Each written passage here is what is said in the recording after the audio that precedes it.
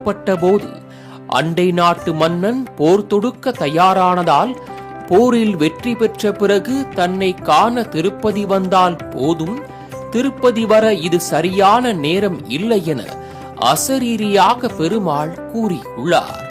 பெருமாளின் வார்த்தையை ஏற்று அவரை மனதார வழிபட்டுள்ளான் தொண்டைமான் மன்னன். அப்போது அவன் போரில் வெற்றி பெற ஆசி வழங்கிய பெருமாள் தன்னுடைய சங்கையும் சக்கரத்தையும் பரிசாக மன்னனுக்கு வழங்கியுள்ளார். கோவிந்தன் நாமத்தை கூறுங்களே, கோவிந்தன் நாமத்தை கேளுங்களே, கோவிந்தன் கோலத்தை பாருங்களே, ஏழுமலைக்கு நீங்க வாருங்களே. தொண்டைமான் சங்கு சக்கரத்தின் துணை கொண்டு போரில் வெற்றி பெற்று திரும்பும் போது சங்கும் சக்கரமும் மறைந்து போய்விட்டன. பிறகு தன்னுடைய சங்கையும் சக்கரத்தையும் இங்கு பிரதிஷ்டை செய்யும்படி பெருமாள் ராமானுஜரிடம் அறிவுறுத்தியுள்ளார்.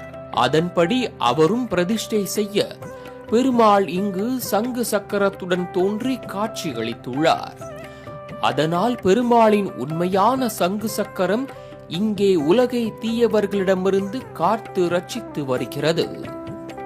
இங்கு தாயார் அலமேலுமங்கை தனி சன்னதியில் காட்சி தருவதோடு ஸ்ரீ வரதர், ஆண்டாள், ஆஞ்சநேயர் ஆகியோருக்கும் தனித்தனியே சன்னதிகள் அமைக்கப்பட்டுள்ளன. இந்த கோயிலை பொறுத்தவரை முதல் மரியாதை ஆஞ்சநேயருக்கு அளிக்கப்பட்டு உற்சவங்களின் போது அவருக்கு பூஜை நடைபெற்ற பிறகுதான் பெருமாளுக்கு நடத்தப்படுகிறதா. சக்தியும் பக்தியும் கொண்டு இங்குள்ள ஆஞ்சநேயரை வழிபட்டால் எவ்வளவு கடன் சுமை இருந்தாலும் நீங்கிவிடும் என்பது நம்பிக்கை. அதேபோல மற்ற கோயில்களைப் போல இங்குள்ள ஆஞ்சநேயருக்கு வடைமாலை சாற்றாமல் தேன்குழல் மாலை அணிவிக்கப்படுகிறது.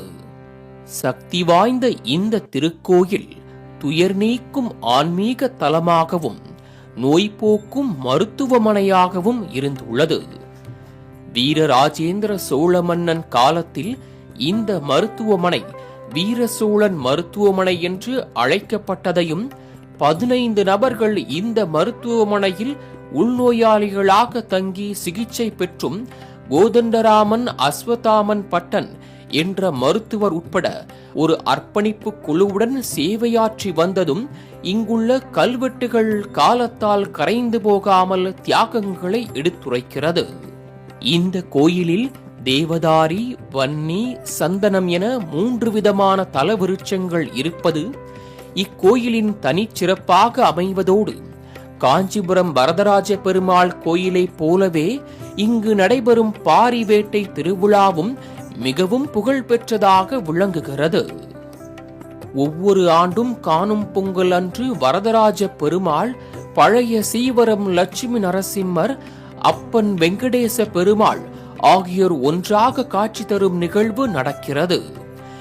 இங்கு உறையும் பெருமாள் மார்க்கண்டேயனுக்கு நாதனாகவும் பூமாதேவிக்கு கண்ணனாகவும், காஞ்சியை ஆண்ட தொண்டைமானுக்கு திருப்பதி சீனிவாச பெருமாளாகவும் காட்சி கொடுத்தார் என்பது இத்தலத்தின் தனிச்சிறப்பாகும்.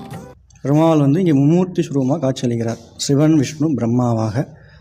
பெருமாளுக்கு இங்கே திருநேத்திரம் என்று சொல்லக்கூடிய நெற்றிக்கண்ணும் ஜடாமுடி உண்டு. கார்த்திகை மாதம் தெய்வத்துக்கு அப்புறம் 27 நாட்கள் சேவிக்கலாம். மகாவிஷ்ணுவாக பெருமாள் இங்கே சங்கும் சக்கரமும் ஏந்தின்றிருக்கார்.